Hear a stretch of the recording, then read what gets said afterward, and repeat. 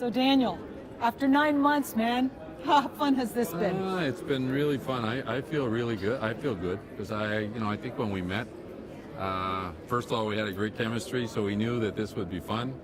And the whole 2 days have been fun. And when we talked about the kind of speakers we should have and maybe how we could complement with some of our ideas, it was okay. Yeah, and I think actually just in general, I mean, having two of the best economists, we had Fareed as a futurist, and the conversation with Harper and with David Mackay, like it doesn't get much better than that. But I think, I don't know about you, but I think it's always the highlight when we get the CEOs talking, eh? In the last panel. Yeah.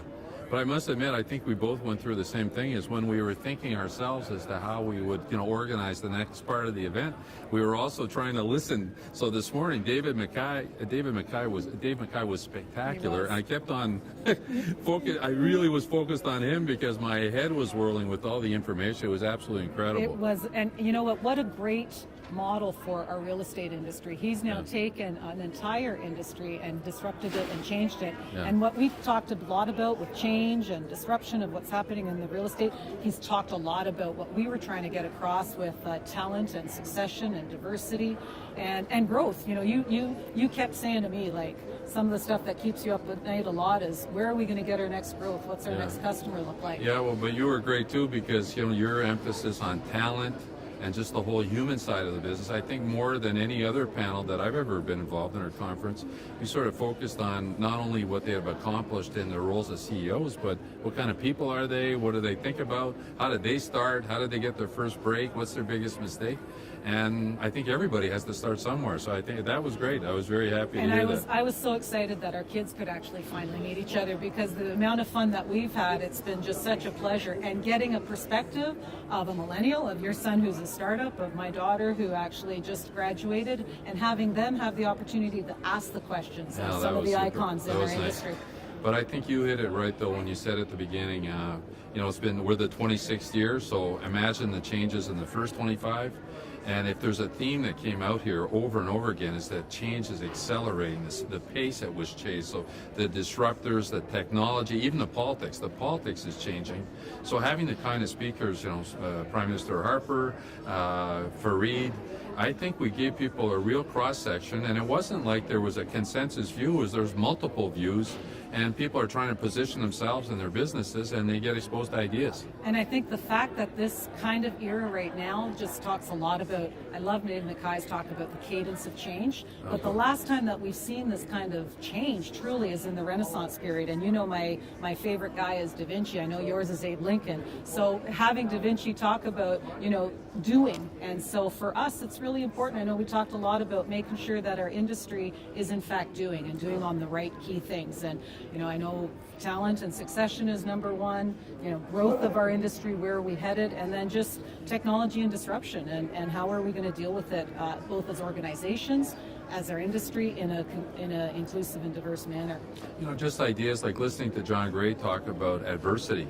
And how when he started, so he is right now one of the top investors in the United States, but in the very first 2 years, in 2007 and 2008 of his mandate, he lived a crisis, he lived adversity, and he turned that adversity into the most successful transaction they've ever had. So when we asked today in the final panel, 4 really talented CEOs, they're old enough to have lived through recessions. What is their advice as to how we prepare?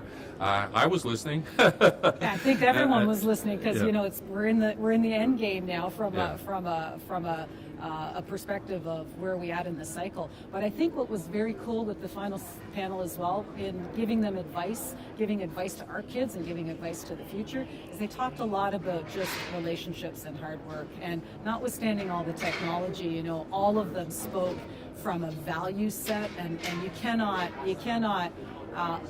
learn that with an app. You actually have to go through the EQ of it. That was quite a moment to see John Love. Actually, he said, okay, this is about IQ.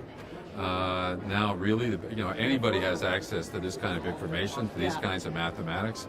Now it's really going to be about EQ. I've always thought that. So for me, it was, but it was an interesting point. It's one that we shouldn't forget. Well, and frankly, I think everybody that's on that panel and just in the industry as leaders, that's what differentiates them, is the EQ. And going forward, any kind of technology, I think that's going to be really tough to disrupt EQ, because you need to learn that. So it's just been an absolute pleasure. Well, it's been an absolute pleasure hanging out with you too. I think we're a good team. We are, and looking forward to coming back next year for 2018. Yeah, not as co-chairs. No, not as co-chairs. But as great participants. As very happy participants, and we're so happy that we had some good ideas as to who our successors should be. Yes. And hopefully it'll be a duo like you and I. Yeah, we definitely. A very dynamic woman. Yeah. So.